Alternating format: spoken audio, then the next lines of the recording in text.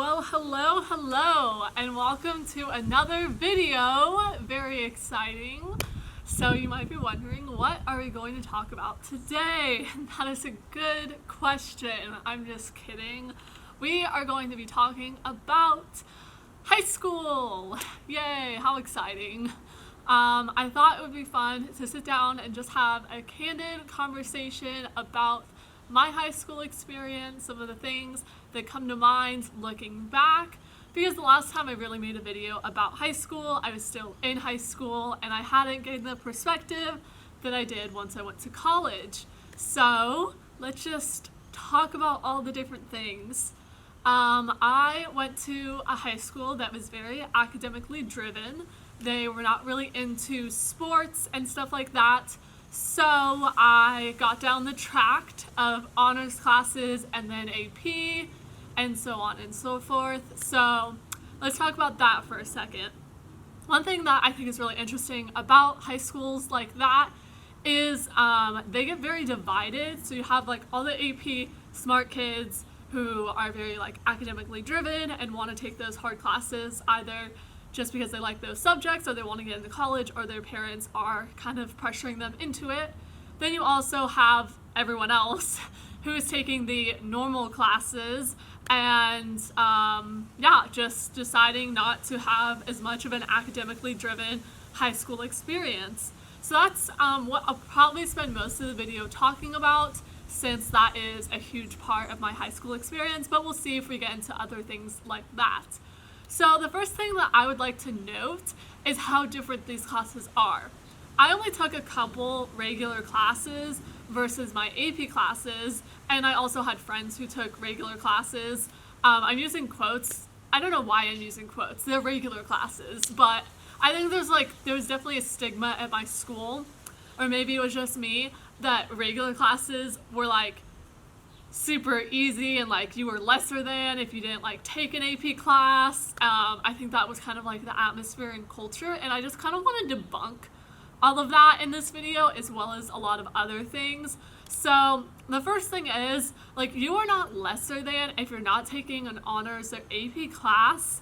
In fact, you are doing what is required of you for a high school education. These people are going above and beyond, and while that's admirable, they are doing way more than they need to in high school. It is preparing you for college in some senses, but like, is it totally necessary is the question. So I took an AP English class my senior year and junior year, but senior year very particularly stood out to me because we had to read 3 books at a time. So we had our own personal book that we had to read with a couple peers, and this was kind of on our own time, and we would do like a book report together. And then sometimes we'd have 2 books that we would be reading in class with everyone having class discussions. So that's 3 books at a time, roughly about 9 books per semester, which is like 18 books total. And if you're a reader out there, like, that's probably not that much for you, but these are academically driven books. They're hard. They're not like your natural YA novel that you are reading for fun on the weekends. Like, these are books written way long ago, and you have to study a lot of intricate details, plus all your other homework. And if you're taking a lot of other AP classes, that was a lot. Everyone did not like that teacher. I was about to say professor, but it was just way too much for high school. It was just like, why are we killing ourselves like this? And then I had friends who were taking regular English, and they were only reading like 3, maybe 4 books a semester. They would have time to watch the movie, like if there was a movie adaptation. And it was just way more chill and relaxed, where AP classes are very like fast paced, and they don't have time to like have fun games and like have fun learning techniques. So it's just like all the work, reading, writing, like just like packing in as much as possible, because you have an AP test you have to take at the end of it. Like, you have to be prepared. So that's very like much the different factors. I would say the AP classes are not necessarily there for you to just like learn and have a great experience in the class. They are preparing you for a test. The whole goal of an AP class, like, yeah, you have normal tests and you do learn things, but you're learning things through the lens of AP testing, which is a very particular type of testing. For example, with AP US history or European history, you have to write essays, but in a very particular format. I even forgot what it's called, but it's not like writing an English essay. You have to write it in a certain way. So we would practice those all the time, which is like a nice, fun skill, I guess, if you like really want to learn that, but at the same time, not super practical and not a really fun learning environment. It's also very competitive.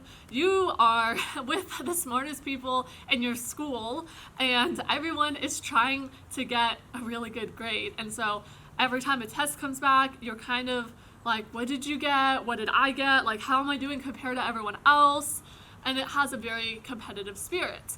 Or normal classes, you probably don't get that. We're also going to talk about AP Calculus really quickly. So I was sold the lie that if I took AP Calculus and passed my test, I wouldn't have to take math in college, which is true. But what they kind of like made you think is that you wouldn't have to take calculus in college, which is false. You do not have to take calculus in college unless you are going into a science or math field like engineering or something that would require you to have calculus for that major.